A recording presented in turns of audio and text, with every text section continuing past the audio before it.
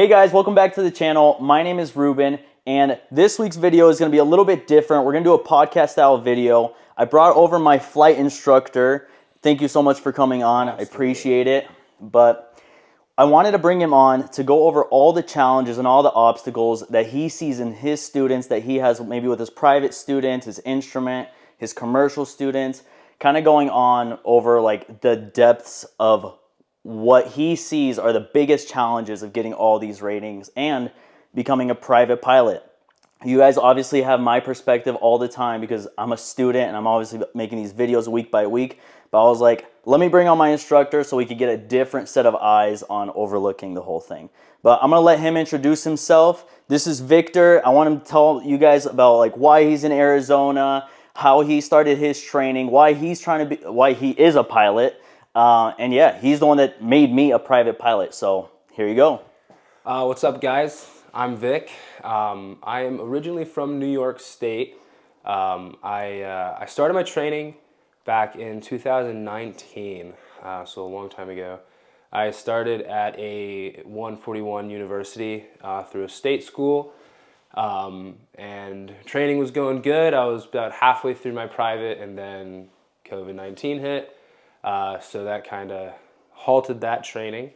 I feel like it did for a lot of people. It really did. It killed, me and everybody in my class, we all had the same, everybody, right? Wait, so what happened back then? Did everybody just like stop training completely? Yeah, so the school that I was at, it was through my college, and it was a pretty structured program. So there was a lot of it was through the State University of New York too, so there was a lot of protocols with that as well. Yeah. And so when COVID hit, that day everything closed. They were like, we're done flight training for the foreseeable future. I wanted to keep going, so I just ended up swapping my major to a different aviation degree, and I moved back home to upstate and I started to finish my training at like a mom and pop 61 school. There was like 2 planes, 2 instructors, So how long did it take you to get your private pilot license? It took me a while. I was only flying during the school year. I would take the summers off because, like I said, I was training down at my school that I was going to, and then I would move back home during the summers during college. And so because of that, I just stopped training and then tried to get back into it during the school year, and obviously doing school full time as well. So I think I started January 2019, and I got my private December 2021. Nice. How many hours do you have right now? I'm at 1,100 hours. Just about. Oh, wow. Dang it. You have a lot. Yeah, dude. Last time I asked you, I think you had like 700 or 800. No, yeah, I'm pushing That's it out, actually crazy. Yeah. Wow. So what made you want to become a pilot? A lot of stuff. So when I was going through just the rigmarole of trying to find a career growing up, I was all over the board.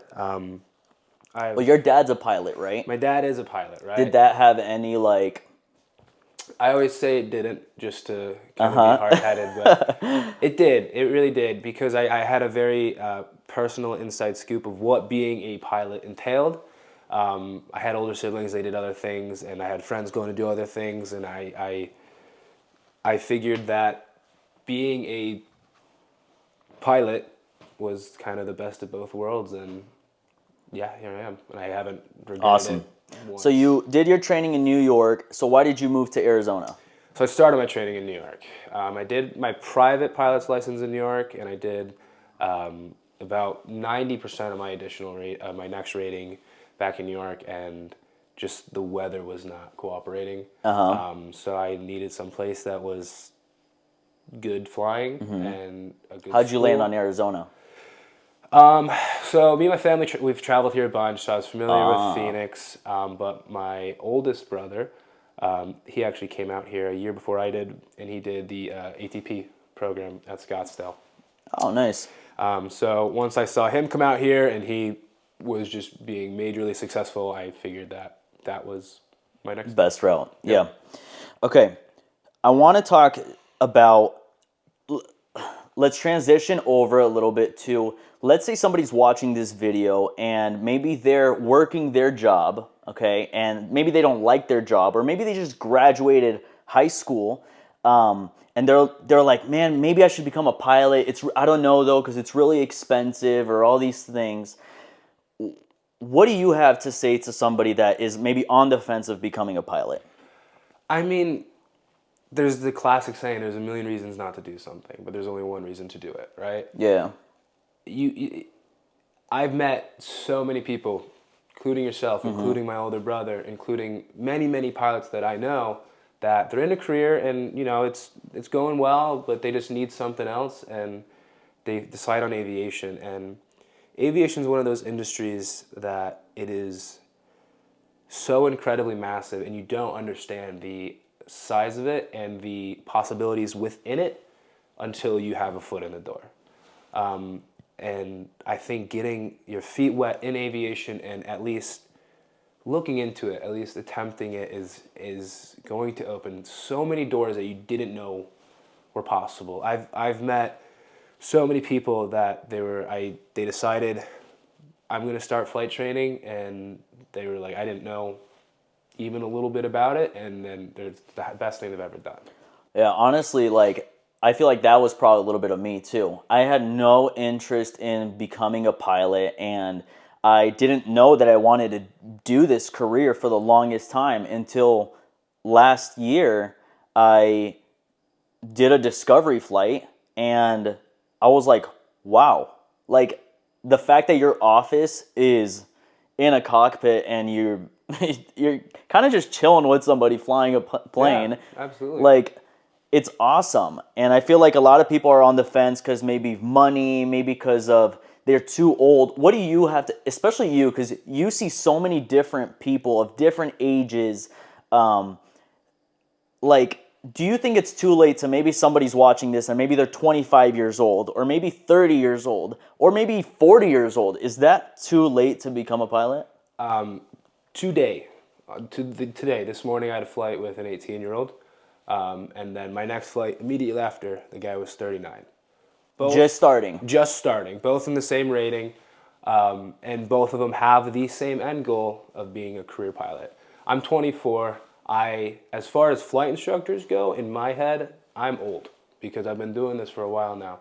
There are 23-year-old Delta captains out there, I think, and I feel behind the curve.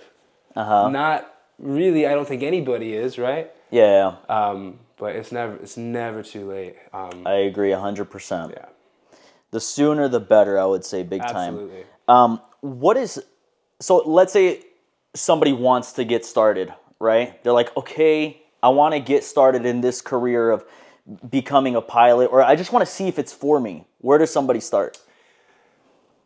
That's a great question. The obvious answer is to take a discovery flight. The discovery flight will be good. Would you say discovery flight before medical? Yes. Yeah? Yes, absolutely. Discovery flight for a couple of reasons. Number one, you get to see where you're going to be spending the next 1,500 hours, right? Yeah. Because it's unfortunately not for everybody, right? We say it is. It's a great career. We love it. But those 1,500s in a small plane, tough. Yeah. Right? That's very true. But also within that discovery flight, wherever you're doing that discovery flight, you're going to get to talk to the administration at that school. You're going to get to talk to some of the pilots at that school, some of the students perhaps, and kind of get to see a good insight, right? Before I decided on our school that we go to, I messaged a bunch of them on Instagram, and I was like, hey, you're a student here, you're a pilot here. What are your thoughts? Like, do you like it? Do you not like it? And that's so good. I got a bunch of mixed results. I messaged people from the school, like all a bunch of schools across the valley, and I got mixed feedback on everything, and I kind of took that in my own account between that and my relations with the higher ups, and kind of felt it out from there. And yeah, one of the most common questions that I get in my messages, and probably you get from the outside people, is it hard to become a pilot? Yeah, it is. I would agree. It is, right? We like to kind of play it back, and it's like, no, anybody can do it. It's a lot of work. It's challenging. It is challenging. I mean, I got one rating, and that one rating was probably one of the hardest things that I had to do. So, what are all your ratings? Yeah, so I'm pretty basic as far as rating goes. So I have my private instrument commercial, and then my CFI and my double I. Yeah. I don't have any multi-engine stuff yet, etc. But it's not easy, man. It takes a lot of work, a lot of studying. Out of those ratings, what was the most challenging one out of all of those? They're all very different, and I say that as the cop-out answer. The private is its own challenge in of itself because you walk into that building knowing nothing, and then you walk out of the building being a pilot, being able to legally fly a plane from point A to point B. That's insane, right? I think for me, my most challenging was my flight instructor rating, because you have to take all this knowledge that you know and you've learned some point in the past and organize it and have to explain it to somebody that doesn't necessarily know anything, right? Yeah. And then as on top of aviation, there's a whole bunch of like psychology and fundamentals of learning and human interaction. That check ride could be up to like 6 hours, can't it be? My oral was 7.5 hours long for that. That is crazy. Yeah. Let's talk about just the private pilot rating. I just got my private pilot license. What do you see is the most challenging, or out of that private pilot, just that specific rating right there? Because that's the first license that everybody has to get. So what is the most challenging of that? Technical skills, I would say landing the plane, and then radio communications, right? So talking to air traffic control. I think those two are the biggest hurdles that I see within students. Outside of those technical, like physical attributes, I think just mentality.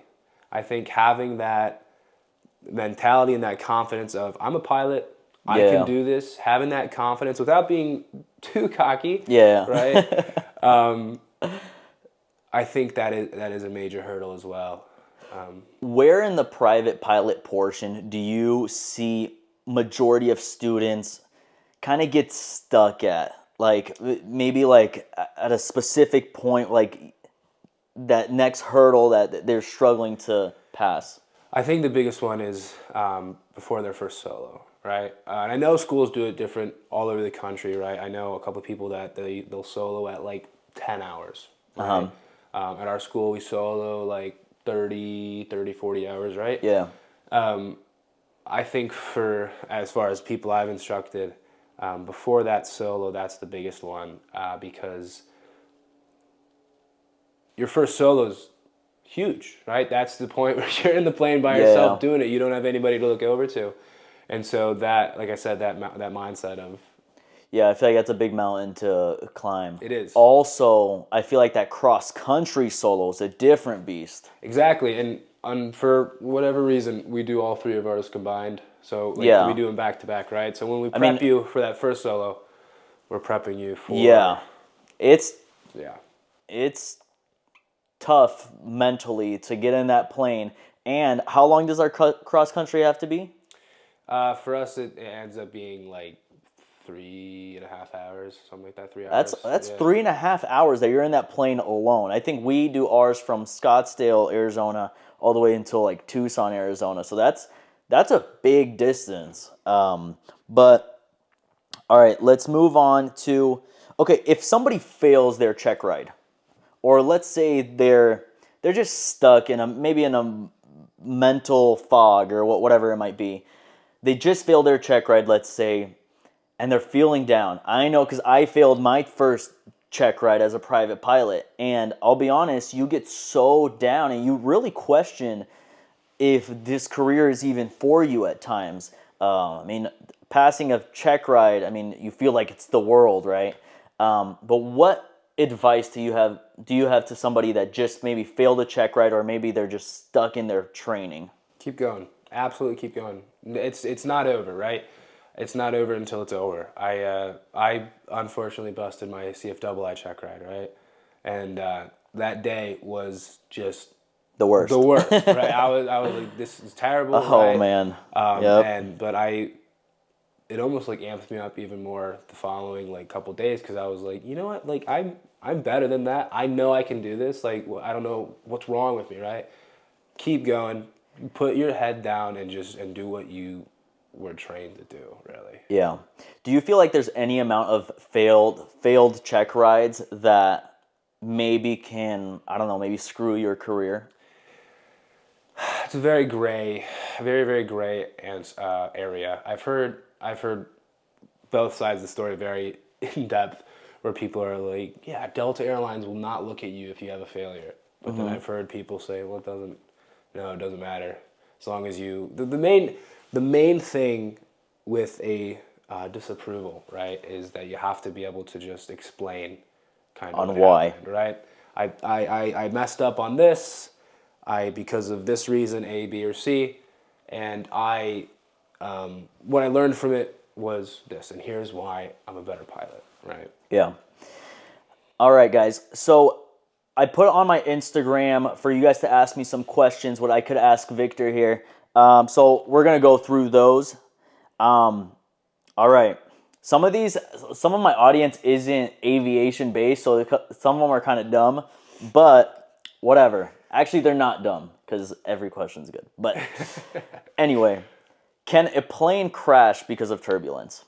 I mean, if you if you don't handle it properly, yeah, but no. I think those big planes, like It's in our little plane, yeah. maybe. You just those Yeah. pilots that are flying the big planes know what to do. Exactly. So yeah. All right. Let's get to some aviation legit questions. What should I look for in a flight school? It's a great question. The obvious answer is safety, right? That's my number one. Safety's huge. I like that you said that first.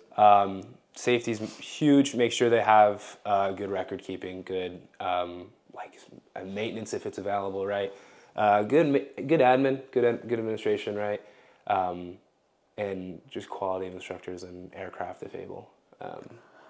I will say one, if I could add on to that, I would say in-house DPE is huge. I would also say go into the schools. What I did is I literally went to every single school here in my local area, and you kind of just catch the vibe of the guys there. Like at our school, dude, all the guys are bros. And one thing that what Victor was telling me the other day, he's like, dude, all of us here are like friends. We hang out of the school, And that's how you know it's just a good bond and a good vibe of the place. The fact that everybody is so tight at the school. So yeah. I would recommend go into your local schools, obviously not too far within a radius, and just catch the vibe of the people, of the admin, how Victor said, and yeah, go from there.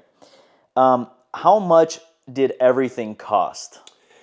Like I said, I started training back in 2019. So I paid for my private out of pocket. I don't really recall how much it ended up being, only because I did it just kind of like You did it like right? random. Yeah. But then to finish up here in Arizona, I think I took out a loan. I think it was about 65,000. 65,000. So that's 65,000, not including your private. Yes. Yeah. So we could assume probably it took him, so think about it, he did his training about 5 years ago, and it took him like 85,000, we could say, roughly. Yeah. And I just started my training this year, and it starts at about 103,000. So the more you wait, the more you're gonna pay, because I feel like they're realizing that pilots are getting paid so well that it kind of has to balance out, kind of like a doctor. It's definitely becoming a bottleneck effect for sure. Not only are they realizing that this is a good career, yeah, kind of that cost of entry, but also just the more and more we progress, the fancier planes are getting, right? Yeah. So that's kind of where that cost comes into play too. What are your thoughts on taking out loans for a school? If Like $100,000, like, because that's what it right. goes at now, and that's a lot of money, right? It's not cheap to go to flight school. If you have an avenue where you can avoid that, right? Look into that. But the way I always tell people this, it's just like getting your master's, right? It's schooling. It's additional schooling, right? Yeah. To further yourself, to further your education, to further your career, right? It's a pay to play type of thing. I feel like the biggest difference with that is because it's not like government funded. You know, Yeah. you can't get like, I don't think you could get like FAFSA or like a funding for flight school. Yeah, it's a lot. The majority of the time, it's private. I mean, mine was private. Assuming yours was. Yeah. And with that, just kind of comes that inherent like, well, it's going to cost a little bit more, right? Yeah. Yeah. Yeah. I feel like at the end of the day, I mean, this saying kind of goes for everything, but no risk, no reward, you know? Like, same with, you want to make big money or whatever it might be, even being a doctor or pharmacist or anything in that space, high risk because the fat loan, and then the reward's going to be pretty once you're done. And $100,000 compared to all these other careers, even a master. How many times do you hear people have a master's degree and they're still jobless, or their job is only Right. making them $80,000 a year? You know, so at least with this, you have a direct path. You know where you're going. Maybe the airlines or the corporate route, but I don't think the loan. You'll figure it out. You know, that's the way I look at it. What is the scariest part of becoming a pilot? Flying a plane. Yeah. Taking off, man, and then looking down at the ground and realizing that, oh, I'm in a ball of metal that's flying through the air, man. Do you have any fears when you fly? Not so much anymore. I used to be pretty timid. Yeah. Like you're never scared of like a bird strike or something? Not. I feel like I am. I feel like that's like one fear of mine because we can't control that. You can't control that. I mean, to the best of our ability. We are in that training mindset so much that I mean, especially as a flight instructor, man, I'm on guard, right? Yeah. So I've kind You're of playing defense against your students. right? So I've kind of become calloused of like, all right, if everything hits the fan right now, what do I do? And I'm kind of always running that in my head as I'm flying. So it's not so much fear anymore as in just like, I can do this. Yeah. Yeah. The next question is, what is the best way to prepare for your oral exam? I feel like that's probably the biggest obstacle that people fear in their like check ride. From what I've seen, 80% of disapprovals comes from the oral, right? Unfortunately, because I mean, we're pilots, we want to get in the plane and show off that we can fly. That ground knowledge stumps a lot of people. From what I've seen, it's just running it, just repetition, going through it, looking at the material, being in the environment, running it through. I remember for my private check ride, I was stressed beyond belief, and Dude, that was me. I was so over prepared, and all my buddies that were just like fresh private pilots or like flight instructor friends or whatever, I would like call one of them every night for like the 2 weeks leading up to it. I'd be like, hey, drop your plans. We're doing a mock oral right now, and they'd be like, oh, okay, right. So I was walking into it. I was so over prepared to the point now looking back on my oral for private, it was way So too over prepare. Yeah, absolutely. You want to walk out of every single check, if able, you want to walk out of that check ride saying like that was it, like that's easy. Yeah. Right. How quickly can I become an airline pilot if I take classes full time rather than 3 times a week, let's say?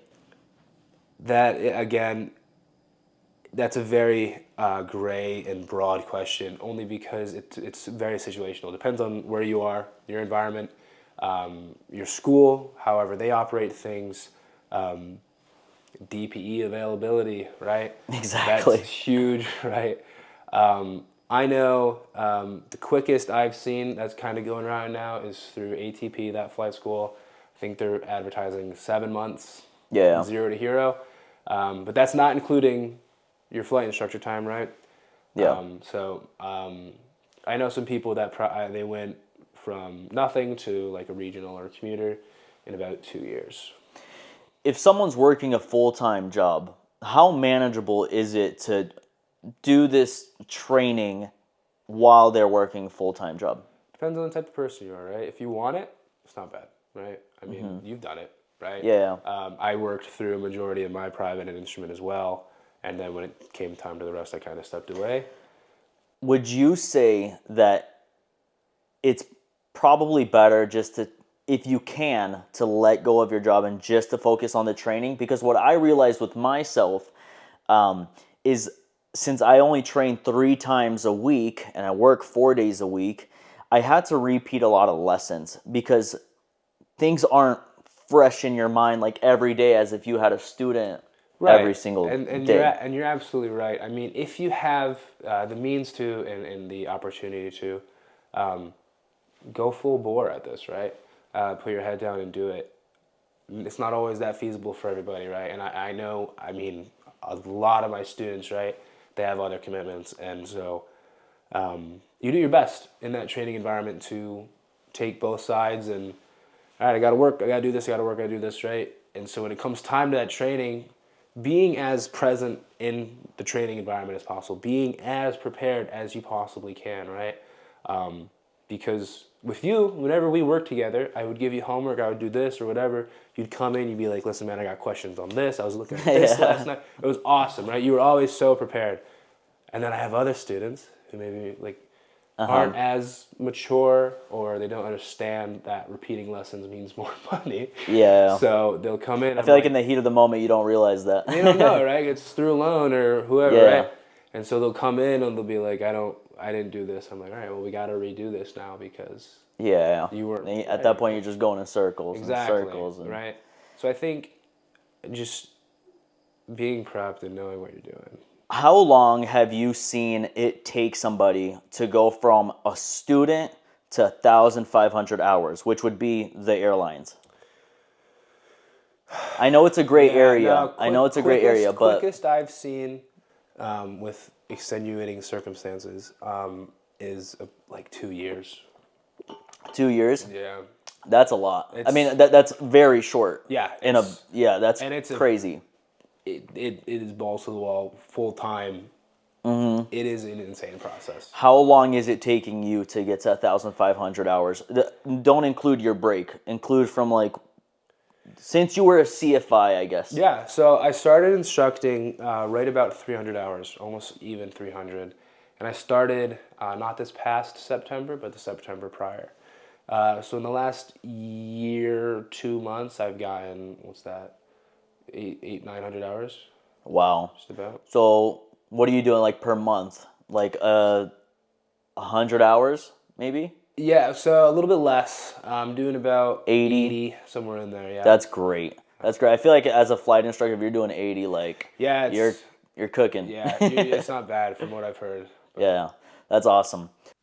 All right, guys. Thank you guys so much for watching. Unfortunately, one of the cameras stopped filming, but thankfully that was like the last question, so thank God. Anyway, huge thank you to Victor for coming on. Honestly, it's not easy for anybody to just come on and be in front of a camera, but just huge thank you for sharing his side of things as a flight instructor and his whole experience as far as with his students goes.